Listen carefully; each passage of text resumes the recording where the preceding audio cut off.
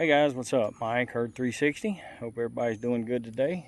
It's hot down here in the south. In the 80s today. I don't know what the temperature is, but it's hot. I'm sweaty. And I was out here yesterday. Got my nasty buggy stuck in some bottomless clay silt.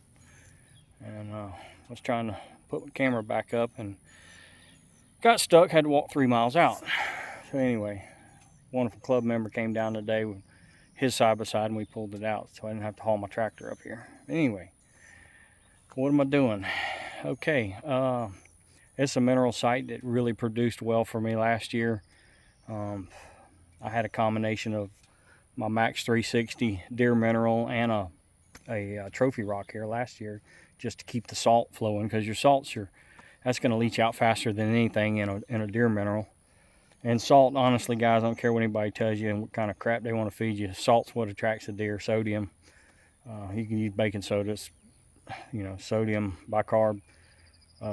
So that's what attracts the deer. The minerals not what attracts the deer. You take all the salt out of minerals and it's bitter, and they won't touch it. Anyway,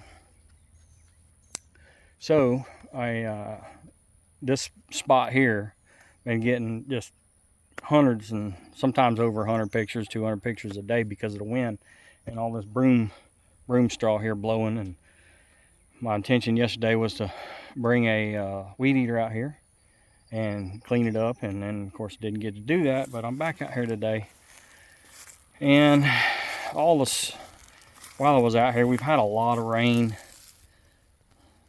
All up underneath that is a Max 360 deer mineral. You can see it here, but the salt leaches out, and I really want to keep these deer coming to this spot. And so I went ahead and put some water softener salt down on top of it. There's my camera. Old dead tree. I don't know how much longer. See if you can see it. I don't know how much longer it's going to hold up. I'm going to turn this camera around.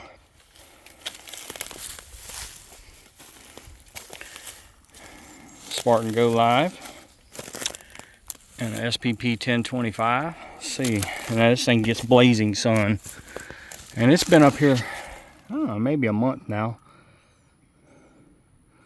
Still showing 100%. I do live stream it a little. Camera's set to picture plus 30-second videos, and I've done this in multiple videos, but I'm going to go ahead and do it again for you guys and show you. I'm going to have to unplug this because I don't have enough room where I got that wrapped around there. You'll notice I'm not even using a ghost cable. It's a 5.5. I've trimmed it down so that it'll fit up in there pretty good.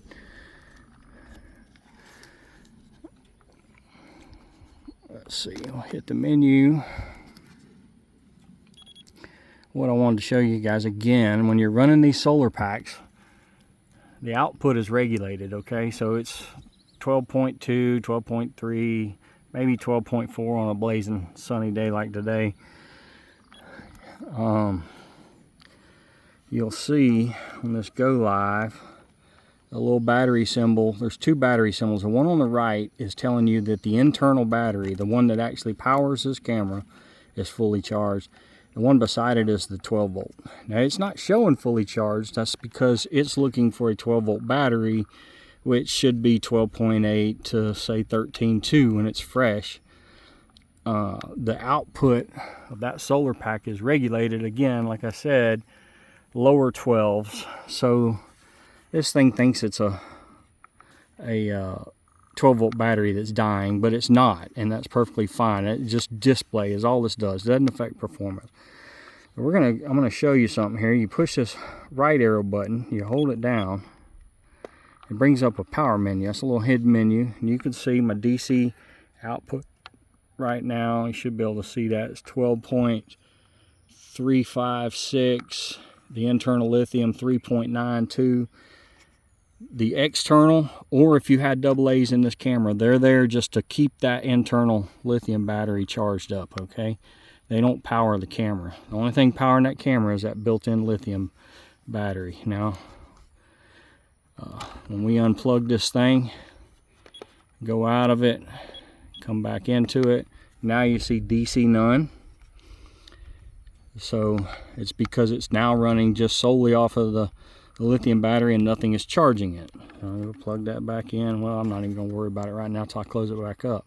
Now, if you had there's a setting in here for solar, but that doesn't apply to that because that's not considered a solar panel. That's a solar power pack. So you would have this thing set to 12-volt battery. You would have your camera set to 12-volt battery, although it doesn't affect the performance one way or the other.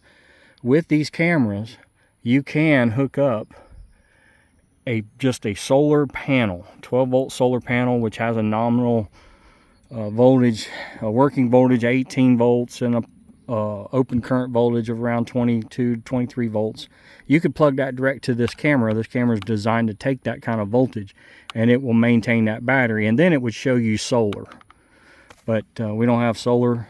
And the way that this camera would know to show you solar is it would detect that voltage. So it's looking for blocks of voltage parameters to identify. So if it was in the 9-volt range, it would know, hey, that's a AA. If you had a 12-volt battery plugged up to this camera that was drained down to 9 volts, it would show you 9 volts here because it would think that's where that power source was coming from because it's reading the voltage.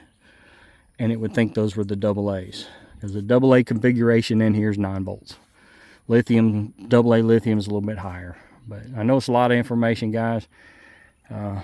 Anyway, I'm going to close this thing up. Oh, I'll show you one more. If we go out of that, hold this left arrow button down. It says arm camera. We're going to say yes. Now it's arming the camera. You don't have to wait on the 5-minute delay that it has to actually arm the camera. A little level button bubble there that I put on my cameras. It's showing pretty level enough for government work.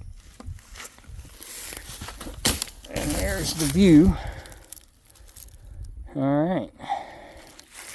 So, for watching this long video with a ton of information, maybe it's useless, maybe it's not.